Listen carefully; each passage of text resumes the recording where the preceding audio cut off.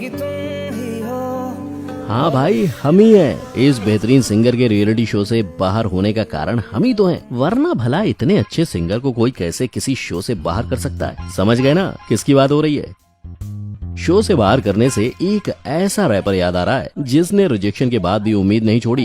Every month instalment वाला EMI। अच्छा, तो रियली कॉमन मैन का जो प्रॉब्लम है उसको आपने एकदम रैप स्टाइल बना दिया और जैसे तैसे यूट्यूब पर अपनी रैपिंग वीडियोस अपलोड की और फिर उसकी एक वीडियो को छोड़ किसी पर कोई व्यू नहीं आया।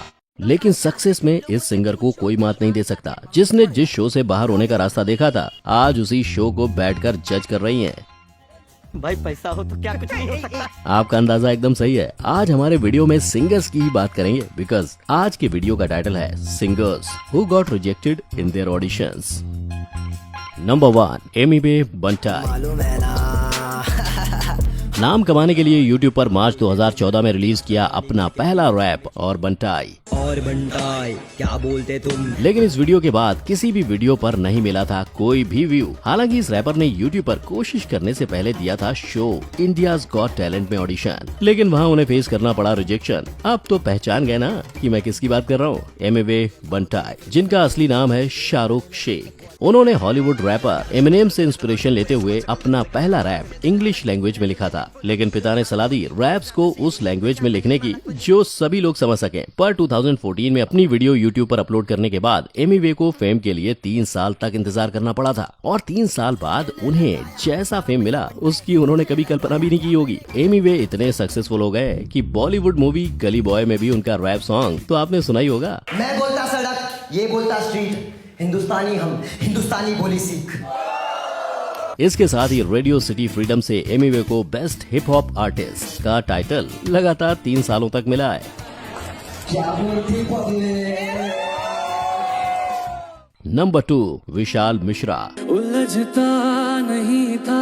बॉलीवुड के आज के टाइम के एक ऐसे यंगेस्ट म्यूजिक कंपोजर और सिंगर जिन्हें कभी रियलिटी शो से बाहर फेंक दिया गया था, और वो भी एक नहीं 2 बार। सही सुन रहे हैं आप, 2 बार शो से बाहर। और इस सिंगर कंपोजर ने नाम कमाने के लिए इंडियन आइडल सीजन 4 में पहली बार ऑडिशन दिया, लेकिन उन्हें रिजेक्ट कर दिया गया। फिर उसके बाद उन्होंने सीजन 6 में वापस ऑडिशन दिया, जहां पहले राउंड में तो उनका सिलेक्शन हो गया, आप मुंबई आ रहे हो, लेकिन दूसरे राउंड में पहुंचने के बाद उन्हें बाहर का रास्ता दिखा दिया गया। मैं बात कर रहा हूं विशाल मिश्रा की, जिन्होंने एक शो से 2 बार रिजेक्ट होने के बाद ना हिम्मत हारी और ना हौसला। तभी तो पूरे जोश के साथ उन्होंने फिर से डीडी नेशनल के रियलिटी शो भारत की शान सिंगिंग स्टार में हिस्सा लिया और फाइनली शो के विनर का टाइटल अपने नाम किया। और अगर बात ब्रेक की करें तो वैसे तो विशाल मिश्रा को उनका पहला ब्रेक करीब सिंगल के ट्रैक में एज अ कंपोजर मिल गया था, लेकिन कंपोजर से ज्यादा सिंगर को याद रखते हैं, और ये बात विशाल अच्छी तरह से जानते थे। तभी तो उन्होंने सही मौके का इंतजार किया और कई मूवीज के लिए कॉम्पोजिशन करते रहे। लेकिन फिर उन्हें फिल्म कबीर सिंह के हिट सॉन्ग को गाने का मौका मिला, जिसके बाद वो इतने फेमस हुए कि हर कोई विशाल मिश्रा को सुनना पसंद करता है। आपको शायद ये जानकर शौक लगेगा कि पिछले साल कोविड-19 के वक्त पॉपुलर हुए सॉन्ग का कॉम्पोजिशन भी विशाल मिश्रा ने अक्षय कुमार और जैकी बागनानी के कहने पर किया था। नंबर 3, मोनाली ठाकुर। बॉलीवुड का हिट नंबर और उसी फिल्म का एक और हिट सॉन्ग हम सभी की जुबान पर आज तक है। लेकिन क्या आप जानते हैं कि इस गाने के सिंगर के साथ भी कुछ ऐसा हुआ था जैसा हमने कई सिंगर के साथ होते सुना है। इंडियन आइडल के सीजन 2 के टॉप 10 में आने के बाद भी मोनाली ठाकुर को ऑडियंस ने कम वोट्स देकर शो से बाहर का रास्ता दिखा दिया। लेकिन इतने बड़े शो से एलिमिनेट होने के बाद भी अपनी सिंगिंग के दम पर मोनाली ने नेशनल अवार्ड अपने नाम किया, और उन्हें ये अवार्ड मिला था उनके अब तक के सबसे बेस्ट सॉन्ग मोह मोह के धागे के लिए। से देखा जाए तो मोनाली का बॉलीवुड डेब्यू जाने मन में ही हो गया था, लेकिन उनको असली पहचान दिलवाई म्यूजिक डायरेक्टर प्रीतम चक्रवर्ती ने। प्रीतम ने मोनाली को फिल्म रेस में 2 गाने गाने का मौका दिया, और वो दोनों ही गाने चार्ट बस्टर्स बन गए। आज मोनाली बॉलीवुड और बांग्ला फिल्म इंडस्ट्री में एक जाना माना चेहरा बन गई है, जिनके गानों को सभी लोग पसंद करते हैं। वैसे आप जानते हैं मोनाली सिंगर होने के साथ साथ एक ट्रेन डांसर और एक्ट्रेस भी है। Number 4, Neha Kakkar. Reality show Indian idol के सीजन 5 में अपने सपनों को पूरा करने के लिए पहले दिया ऑडिशन, फिर हुआ सिलेक्शन लेकिन फिर कम वोट की वजह से शो को कहना पड़ा अलविदा।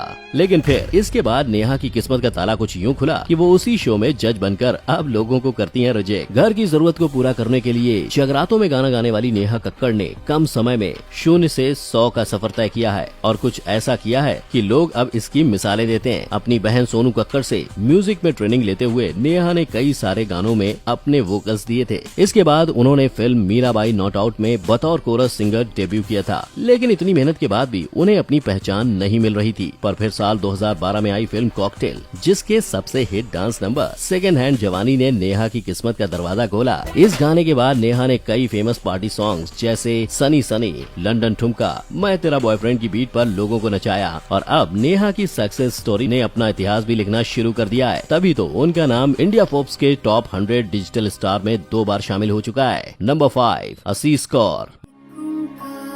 ये गुरबानी हम सब ने कहीं न कहीं इसी आवाज में सुनी है, लेकिन इस गुरबानी को जिसने गाया है उसके बारे में बहुत कम लोग जानते हैं। इतनी मीठी आवाज होने के बावजूद असीस कौर इंडियन आइडल के सीजन 6 में ऑडिशन राउंड से बाहर हो गई थी।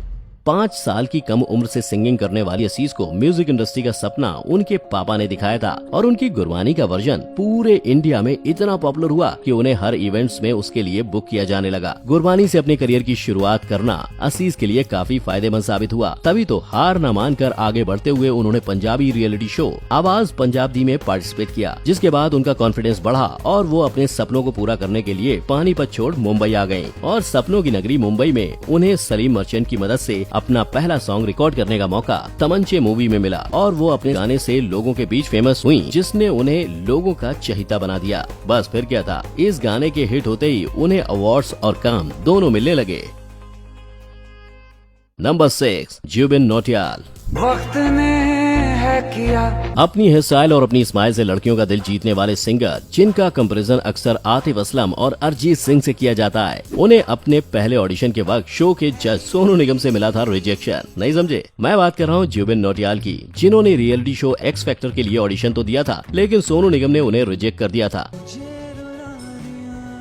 मेरी तरफ से ना है, जिसकी वजह से उन्हें टॉप 25 से बाहर होना पड़ा था। इस एक रिजेक्शन ने आज के फेमस सिंगर को एक जमाने में गानों के स्क्रैचेस गाने के लिए मजबूर कर दिया था। की वजह तुम बनो। लेकिन भाइयों, कहा जाता है ना, जहाँ चाह वहीं राह है। इसी सोच के साथ जुबिन अपने हर स्क्रैच को ऐसे गाते थे मानो जैसे वो गाने का ओरिजिनल वर्जन हो। ऐसे ही एक दिन जुबिन ने फिल्म शौकीन का तेरी मेहरबानी का स्क्रैच वर्जन गाया था, एहसास तू तेरा तर्ज में। जिसे जब फिल्म के लीड अक्षय कुमार ने सुना तो वो इसके इतने दीवाने हो गए कि उन्होंने स्क्रैच गाने वाले जुबिन से ही गाने का ओरिजिनल वर्जन रिकॉर्ड करवाया, और वो भी बिल्कुल स्क्रैच वर्जन जैसा, यानी बिना किसी चेंज के। उस साल जुबिन का तेरी मेहरबानी और फिल्म सोनाली केबिल का दोनों चार्ट बस्टर्स में टॉप पर थे। बस फिर क्या था, एक के बाद एक गाने जुबिन गाते गए और लोगों के दिल पर छाते गए। वैसे मैं बता दूं, जुबिन सिंगिंग के अलावा म्यूजिक इंस्ट्रूमेंट्स जैसे गिटार, ड्रम और हारमोनियम भी बजाते हैं। नंबर 7 अरिजीत सिंह। अब बात करते हैं एक ऐसे सिंगर की जिसे शायद ही कोई नहीं पसंद करता हो, लेकिन ठहरो, शायद वो हम ही तो हैं जो उसे एक जमाने में पसंद नहीं करते थे, तभी तो हमने उसे टॉप 5 में शामिल होने का मौका नहीं दिया। अब भी नहीं समझे किसकी बात हो रही है? अरे मैं बात कर रहा हूँ 2005 में सोनी टीवी पर आने वाले शो फेम गुरुकुल के कंटेस्टेंट अरिजीत सिंह की, जिसे कम वोट के चलते टॉप 5 से बाहर होना पड़ा था। हालांकि शो में अरिजीत की आवाज को शो के जज शंकर महादेवन और संजय लीला भंसाली दोनों को काफी अच्छी लगी थी, इसलिए दोनों ने एक एक करके उन्हें ब्रेक देने की कोशिश की। जहाँ अरिजीत को सबसे पहले ब्रेक शंकर महादेवन ने अपने एल्बम हाई स्कूल म्यूजिकल 2 के गाने आजा नचले में दिया, लेकिन शायद उनकी किस्मत का चमकने का समय अभी नहीं आया था, तभी तो ये एल्बम बुरी तरह पिट गया। जिसके बाद बारी आई संजय लीला भंसाली की, जिन्होंने रणबीर कपूर और सोनम कपूर की डेब्यू मूवी में अरिजीत की आवाज को पहचान देनी चाहिए, पर जब नसीब में हो कद्दू तो कैसे मिलेगा लड्डू, इसीलिए तो इतने बड़े फिल्म की स्क्रिप्ट में चेंज हो गया और इस गाने को ही फिल्म से निकाल दिया गया। ये बात और है कि अरिजीत ने हिम्मत हारना नहीं सीखा था, इसीलिए तो इतनी नाकामयाबी के बाद भी उन्होंने 10 का 10